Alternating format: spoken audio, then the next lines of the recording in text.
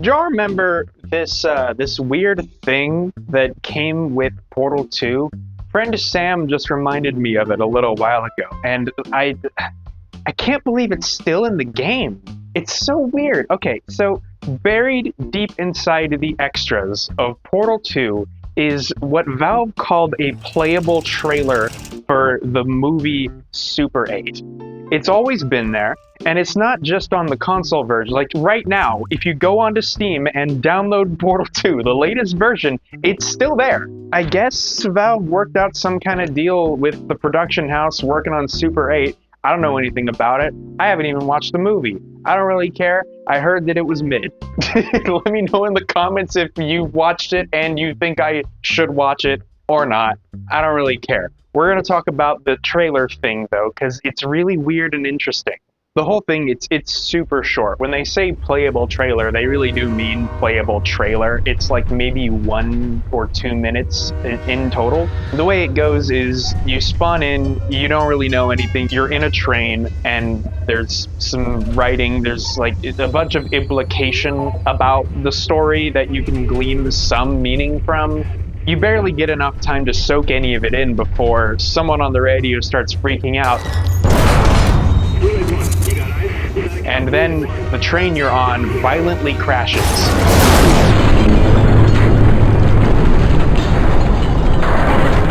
The rest of the trailer is you just rummaging through the remains of the wreckage. There's a handful of scripted events, mostly physics objects being thrown around, but the framing is really compelling. There's a lot of really interesting lighting going on. Eventually you're led into a dead end, a thing explodes, and then you watch a door get busted open, and then they play a MP4. Super 8 in theaters 20 years ago or something. What a strange thing. It's kind of fucking cool. I really kind of wish that this is a thing that we did more than literally just one time as like a test, an experiment, I guess.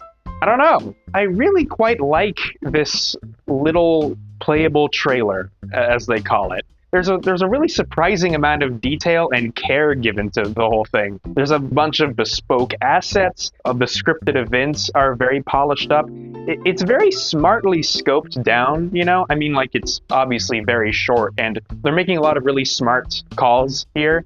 Basically, everything that happens is stuff that they get for free by playing around in the source engine. You know, like it has the ability to do certain kinds of dynamic lighting. They have an advanced scripting system that lets them do like scripted events. And obviously their ability to bake physics simulation is something that, you know, was really impressive at the time. So they use all of that stuff in order to paint this picture of violent wreckage. And of course, they play to their strengths. Valve at the time was, I mean, and even still, really, honestly, are the fucking kings of framing a shot in first person, like naturally leading your eye to the coolest looking shot ever, like conveying scale and depth through lighting and perspective. Them, Bungie, and King Kong on PS2, like those are the goats. It's a really good mood piece. You know, I think that if I were working on any kind of scripted sequence in a video game where, you know, I want to very quickly set the tone, just really quickly grab the player's attention, get them feeling in some type of way, this is a really good point of reference. And it's kind of a weird relic of a bygone era. Like, this reminds me of the old Valve, you know? Back when they were still interested in experimenting on things that weren't gigafuck scale.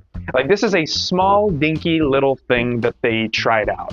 I'm sure that they didn't necessarily need the Super 8 bag back when they were making Portal 2. I mean, they obviously weren't balling like they are today. God, no. But I don't think this was a make or break moment for them. Valve has always been the type of developer to kind of just do what they want and what they find interesting. And this was made in a time wherever a small, weird swing, like just the conceptual idea of a trailer that is a video game, was something that they were interested in, as opposed to nowadays where the kind of weird stuff that they're interested in is, what if the Switch was a Linux computer? What if we made another VR headset? What if you could gamble for fake shit that doesn't matter and make $1 billion off of it? You know, stuff like that.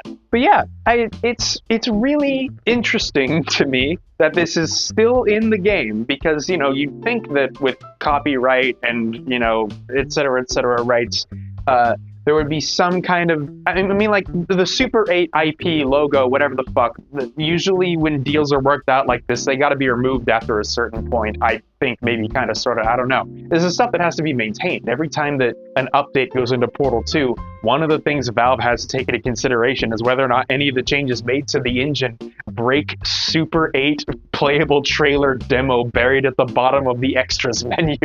So it's weird. It's weird that it's still here, but it's really cool. If you have Portal 2, which statistically you do, and you haven't given this a spin, or even if you have and you've forgotten, you know, honestly, give it a go. It takes like 2 minutes of your time, and it's good. Like, even by today's standards, it's still better than a lot of games doing similar shit, you know? Like, truly, Valve is the king of setting a mood quickly when they fucking feel like it.